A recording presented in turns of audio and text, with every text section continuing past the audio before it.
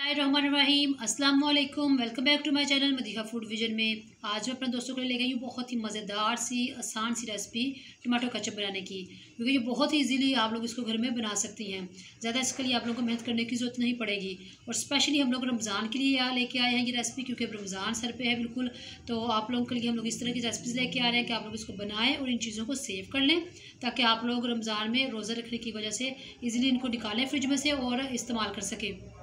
रोज़ा रखने की वजह से बिल्कुल भी हिम्मत नहीं होती हमारा कि कोई लंबा काम कर सके हम लोग, तो इस तरह की चीज़ें बनी फ्रिज में पड़ी हों तो आप इसको इजीली बना सकती हैं। तो हमारे आज हम लोग बना रहे हैं टमाटो केचप। तो टमाटो केचप बनाने के लिए हम लोगों को जिन चीज़ों की ज़रूरत होगी, ये मेरे पास 1.5 किलो तकरीब टमाटर हैं, जिनको मैंने अच्छी तरह से वॉश कर लिया है। और इसके ऊपर से इसकी मैंने इसका जो ऊपर वाला ये स्किन है ये उतार दी है, आप लोग देख सकते हैं, और इसको रख लिया है। अब हम लोगों ने सबसे पहले इसको यानी कि काट लेना है बीच में से, इसके पीस करेंगे हम लोग। इस तरह से हम लोगों ने इसके पीस कर लेने हैं छोटे, ताकि इसको जो बॉयल ज़रा जल्दी हो जाए और हमारी रेसिपी जल्दी से झटपट सी बनके तैयार हो जाए। जी, तो आप लोग देख सकते हैं मैंने सारे टमाटरों की कटिंग कर ली है अच्छी तरह से। अब मैं आपको बताती हूँ कि सबसे पहले हम लोगों ने इनको बॉयल करना है। तो बॉयल करने के लिए मैंने इसको जो है ना सॉस पैन इसको रख लिया चूल्हे पे, और पानी इसके अंदर मैंने डाला 1.5 गिलास। आप लोग देख सकते हैं अब ये गर्म होना शुरू हो गया। अब मैं इसके अंदर जो मैंने टमाटर काट के रखे हैं वो ऐड कर दूँगी आराम से। मीडियम आंच पे हम लोगों ने इसको ऊपर से ढाँप के तकरीबन 5 से 6 मिनट के लिए अच्छी तरह से पका लेना है, क्योंकि इतनी देर में ये अच्छी तरह से बॉयल हो जाएंगे। टमाटर बहुत जल्दी बॉयल हो जाते हैं। जब ये अच्छी तरह से बॉयल हो जाएंगे फिर मैं आप लोगों को दिखाती हूँ। जी, तो आप लोग देख सकते हैं इसको तकरीबन 6 मिनट हो चुके थे, हम लोगों ने अच्छी तरह से गला लिया है और ये काफ़ी हद तक गल भी चुका है। लेकिन अब इसके अंदर पानी है, तो अब हम लोगों ने इसके अंदर 6 से 7 जो है लहसुन के साथ में थोड़ा सा अदरक और एक छोटा हम लोग प्याज जो है वो ऐड कर रहे हैं। तो इसको अब हम लोग इसके अंदर डाल लेते हैं और मज़ीद हम लोग इसको 5 से 10 मिनट के लिए पका लेते हैं, जब तक इसका ये पानी थोड़ा ड्राई नहीं हो जाता और साथ में ये सारी चीज़ें भी जो है अच्छी तरह से गल जाएंगी। तो 5 मिनट के बाद मैं आप लोगों को दिखाती हूँ इंशाल्लाह।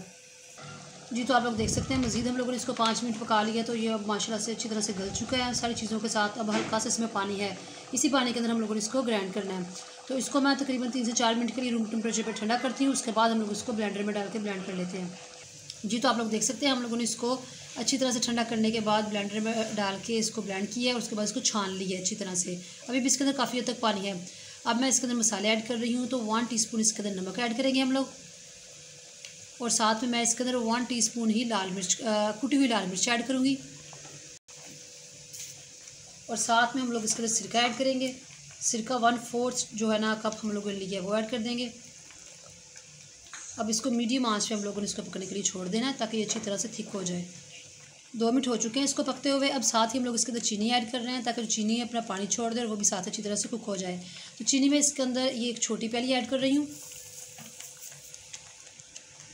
मीडियम आंच पे हम लोगों ने इसको पकने के लिए छोड़ दिया। तो अब इसको देखते हैं हम लोग को इंशाल्लाह कितना टाइम लगता है इसमें पकने में, मैं आपको साथ साथ दिखाती रहती हूँ।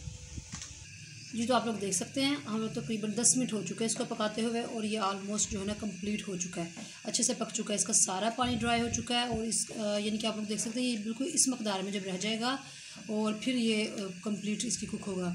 तो ये ऑलमोस्ट कंप्लीट है। अब मैं इसको ठंडा करती हूँ रूम टेम्परेचर पे, इसको डिश आउट करके आप लोगों को इसकी फाइनल लुक दिखाती हूँ। जी, तो आप लोग देख सकते हैं मैंने केचप को डिब्बे में निकाल ली है। इसकी फाइनल लुक कितनी ज़बरदस्त माशाल्लाह लग रही है। मैंने इसको ये नहीं कि किसी दूसरे जार में निकाला है पहले फिर आपको प्रेजेंट दिखाने के लिए, और फिर वहाँ से निकाल के मैंने इस डिब्बे में डालती। मैंने इसको जिसमें मुस्तकिल रखना है, ये प्लास्टिक का डिब्बा मैंने इसी के अंदर डाला है, ताकि ये ज़ाया ना हो उस बर्तन से इस बर्तन में।